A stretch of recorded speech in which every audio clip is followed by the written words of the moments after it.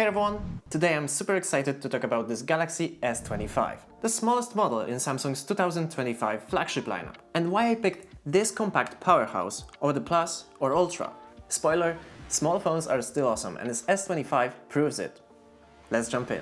First off, let's set the stage. The Galaxy S25 series dropped in February 2025 and it's got 4 models. The standard S25 with 6.2-inch display, the S25 Plus at 6.7 inches, the recently revealed S25 Edge, and the beastly S25 Ultra with a 6.9-inch screen.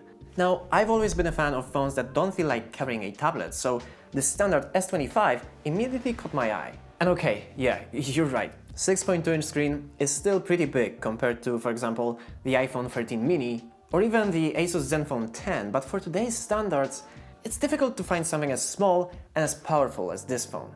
So if I played with all of the S25 lineup, why did I go for the smallest one? Reason number 1, size matters. Look, I get it, big screens are great for Netflix or gaming, but I'm tired of phones that barely fit in my pocket or require 2 hands to type a quick text. The S25's 6.2-inch dynamic AMOLED 2X display is plenty big for scrolling Instagram, watching YouTube on my way to work, or replying to messages. But it's compact enough to use one-handed without feeling like I'm wrestling a brick. It's like Samsung said, hey small phone fans, we got you. Now don't think that small phones mean underpowered.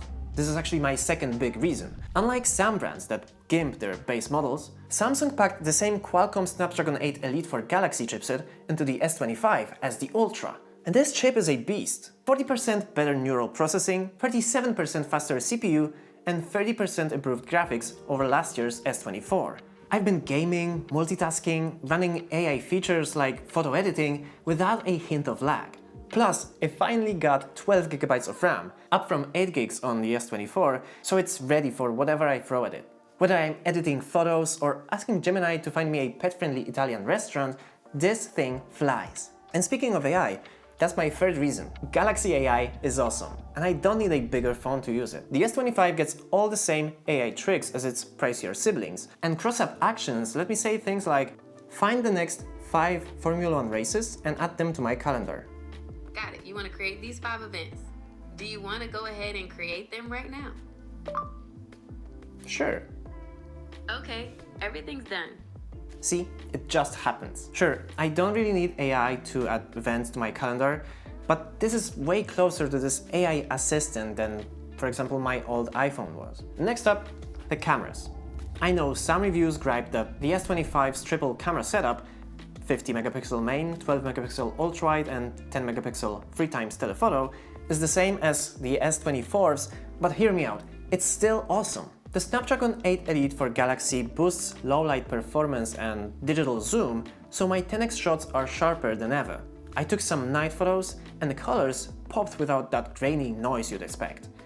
It's not quite on par with the S25's Ultra's 200 megapixel main or 5x zoom, but it's more than enough for my Instagram posts and pictures of my cats. Plus, 8K video recording or 4K at 60 FPS and some new software tweaks like Audio Eraser make it a solid camera for vloggers. And now reason 5, battery life and efficiency. The S25 has a 4000 mAh battery, which sounds small compared to OnePlus 13's 6000 mAh, but Samsung's optimization is on point. I'm getting 2 full days of moderate use. Texts, calls, social media and music, which is wild for a compact phone. Charging's my only gripe. 25 watts wired and 15 watts wireless isn't the fastest, and you'd need a case for MagSafe-like accessories. Still, for daily use, it keeps up just fine. Finally, the design and feel. The S25 is even lighter than the S24, down to 162 grams from 168. It's got rounded corners, flat aluminum sides, and Gorilla Glass Victus 2, front and back. I went with a blue color, which can be really vibrant during the day and turn really dark at night. It's just a joy to hold, and the 2600 nits display stays visible even in bright sunlight. No fancy anti-glare coating like the Ultra, but I don't miss it. Now, is the S25 perfect? Nah, The camera hardware hasn't changed since 2022. So if you're a photography nut, the Ultra's 50 megapixel telephoto lens with 5x zoom might tempt you. And the base 128 gigabytes of storage feels stingy for $800. And I already maxed it in less than a month, though 256 gigabytes is available, but there is no SD card slot, so that's a shame. But even with those small trade-offs, when I'm getting a phone this powerful, this compact, and this polished for $500 less than the Ultra, I'm fine with it. So why the small S25?